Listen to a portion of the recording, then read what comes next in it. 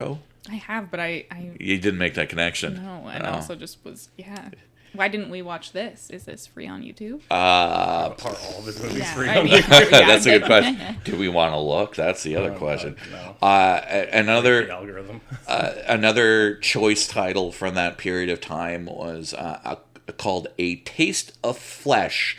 And you're going to notice a theme with his movies that kind of fall in that vein to make a cannibalism pun. That vein, get it? Because cannibals, they eat meat and it has veins and just... All right. So a lot of these movies were shot on Super 8. So like, and you know, like a lot of people from that era that grew up, you know, Spielberg started doing movies on Super 8 when he was a kid. Just, you know, but whereas Spielberg went on to do E.T. and Indiana Jones and so many other wonderful movies, Donald Farmer picked up a Super 8 and went to make An Erotic Vampire in Paris. I would like to see the Venn diagram between like Spielberg and Farmer, just like the Super 8s in the middle, like where. I'm gonna get just more sad and sad if I've actually watched some of these movies. I was like, is that also like the erotic misadventures of the Invisible Man? Did he also make that? Is there an erotic adventures of the Invisible Man? Yeah, there should be. Yes, Hollow Man. You see Kevin Bacon's peener. It's multiple times and invisible. Like the idea of like he's splashing in the water and you see like the outline and you see like his you know, whatever. Don't judge. That man has a majestic penis. If you're brave, just you know, if you're feeling brave but you don't want to see the whole hog, so to speak, you should just take a look at Kevin Bacon wearing the Speedo on Friday the 13th.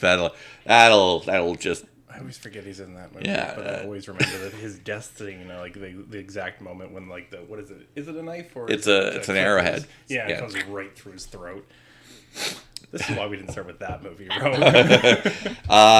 So, doing my research about Mr. Farmer, I couldn't find anything about him, what he did between 1977 and 1983. Now, keep in mind, I didn't really give that much of a shit either. But, you know, like, I'm looking at that, and, you know, that... He was dormant for a number of years. Like, did he go to jail or something? somebody saw A Taste of Flesh and like, nope, Somebody has to pay for his crimes. You broke those obscenity laws, so you're going to the clink. Just gonna send you to that Tennessee hooscow.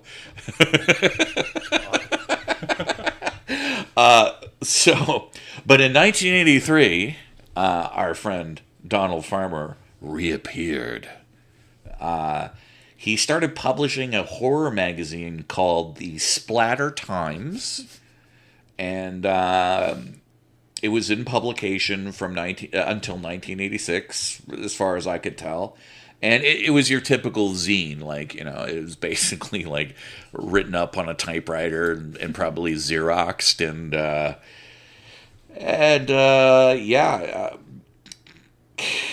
well, I found his MySpace page. I found MySpace doesn't exist yet, but please come in. When did MySpace become a thing? I can't even remember. Not 1986. No, I know. It was just like a Usenet group. You had to like dial up on it. alt.binaries.myspace. Yeah, so I found an issue of it on eBay, and it was and it's just like a wall of text and then the odd picture, like a still from a horror movie. The issue I saw was like pictures from George Romero's Day of the Dead, and it's all just focusing on the gore effects. Like, this guy really liked gore effects. He wanted to be Tom Savini but had no skill. Yeah, so it would either be like some special effect or a naked woman or both. They also had an artist who did these like dumb, like, you know, like when you open the newspaper and there's like those one panel like political, like peanut cart. no, like the political ones. Yeah. Oh, yeah. Okay, so he had a guy do one of those for his magazine, and so I did a screen capture of one of these, and I'll read this out loud for you guys first, and then I'll show it to you. In the great, okay, so there's a zombie. I'm just really excited to share this with you guys that I can barely contain my excitement. So there's this so there's a zombie and he's attacking a girl in a bikini, and she's like, no, but she's also like biting her hand. Like, I don't know, is she scared or is she horny? Like, the caption says, in the great tradition of I eat your skin and I drink your blood, now I lick your vomit. So I'm very glad it was not a different V word. See the dead. I kind of wish it was, to be honest with you. Lick your vomit. The caption underneath: see the dead rise in search of disgusting body fluids. Ew. It's so See them rise. I was like, I gotta say double entendre. so where's the joke, right? Well, I eat your skin and I drink your blood. Those are two separate movies, and so they're like, oh, but what about I lick your vomit? So here's, just take a look. Impressions row. I have no comment. Pass this.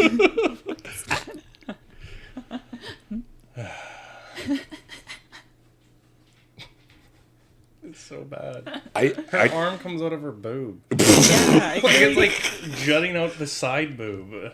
he's just Don't you- so focused on the boob part of it that he was like, right, women have arms? Yeah.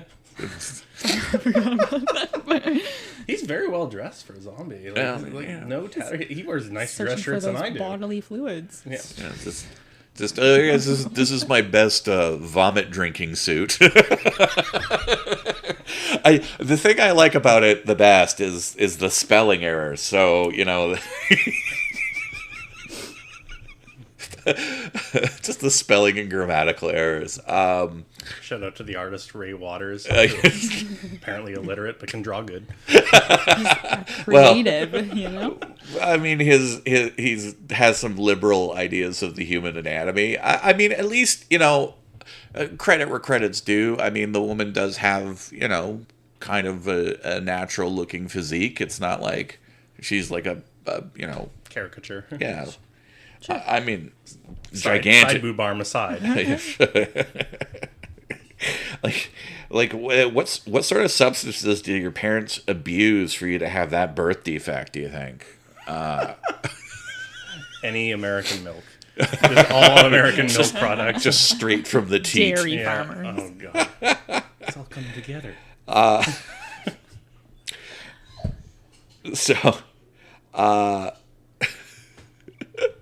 So I'm trying to find more information about Donnie F, as I like to call him, Donnie F, the farm man, you know, farm boy. Hey, Donnie F, that's definitely like he's living in the Bronx. hey, Donnie F, what you doing? I'm making a vomit drinking movie. Hey, up your nose with a rubber hose.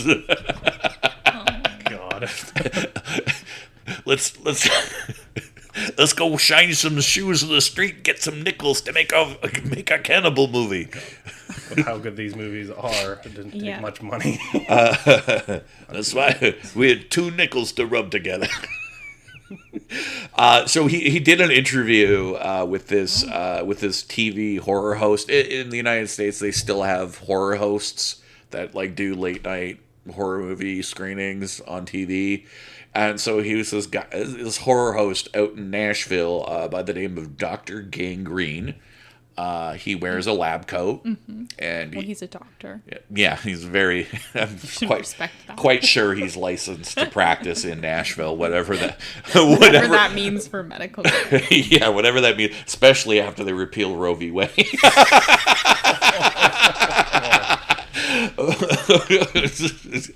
he's just like, I'm so good at it. I know how to do abortions with plastic coat hangers. That's why they call him Dr. Gangrene. So I watched this interview. I saved everybody some time. I watched the interview, so you're welcome. I'm a hero. I'm the hero of this story. Thank you. Thank you. I don't know if we have any heroes in this movie. I think it's all losers, no winners. So Farmer said he got back into making movies because the VHS market exploded. So, it was back in the day when video stores were becoming a thing and they needed to fill their shelves with product, and that's how... his movies. Did they let Chainsaw Cheerleaders be in? Was there physical medium for this? Could you go and pick this up and rent it from not a curtained back room of somewhere? Yeah. That you have to be probably of age to enter? It came out in 2008, so it kind of missed that video store boom. Really throws me off. Yeah, so 2008. I was Yeah. like, I graduated and I'm watching this, and like I can't imagine on my graduation day watching this or something like that and be like, this is not the same year. What are you talking about? You did like a kegger party where you all watched it on release day, and Probably would have had fun. You and your friends were all like, I think you called yourselves Chainsaw Cheerleader stands, and you would you'd say all the lines from the movie, like little in jokes. I don't know if we're ever going to give this a Rocky Horror Picture Show kind of amped up version or amped up a watch. Imagine if this was a play. Oh God. Oh, I want to. If this thing ever got like that Rocky Horror Picture level, like audience participation, it would be like the only thing that would happen is the opening credits would start, and then people in the audience would just start cutting their wrists. I kid because I love. So his first feature film in 1987 was a movie called Cannibal Hookers, which he remade. Oh. He remade his own film in 2019. In 2019. Which, you know what, I have to say, that's a pretty smart move, right? Like, if someone's going to ruin... for people to actually see it because they're locked in their house. Why wait for somebody else to ruin your movie with a remake when you can do it yourself, right? So, I'm sure that the 2019 version stands up better than the original. I don't know. So, from this period of time... some of his movies included 1987's Demon Queen, Vampire Cop from 1990, the Red Lips trilogy. There were 3 films released in 95, 96, wow, and 2005. There was just like a 10-year gap. And another film, Cannibal Cop, in 2017. Hooker with a Hacksaw in 2017, and Bigfoot Exorcist in 2021. So the guy has a couple niches, sex workers, some kind of power tool, maybe the occasional cop. Yeah. I guess there wasn't a cop in this movie. Yeah, there was. There was a detective guy. He died though. He was she was trying to frame Dawn because remember they went and murdered Dax and his new girlfriend Autumn, and then she's like, "I'm gonna frame you," and then she just kills the cop anyways. Douchebag, yeah. Yeah. Now I remember that. So some weird standouts in Donald Farmer's filmography. Was in 1994 he was involved in a production called Fall from Grace, OJ's Last Run. It was a documentary about the OJ Simpson trial at the time it was happening, so that was really weird. Another one, and I had to get a picture of the video, the box art. This was made in 1996. It's a film called Demolition Highway. It's an action film that stars Joe Estevez.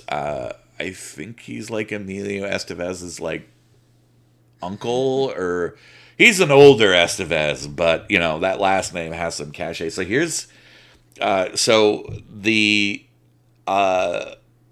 poster art for this movie has our hero. I'm assuming he's like he's muscular and he's like and he's just wearing a vest but no shirt. and then in the background there's an explosion, and then who I'm assuming is Joe Estevez pointing a gun. So I'll just pass that around, and this is everyone can get a look. So what are your thoughts, Ro? I would watch this for sure.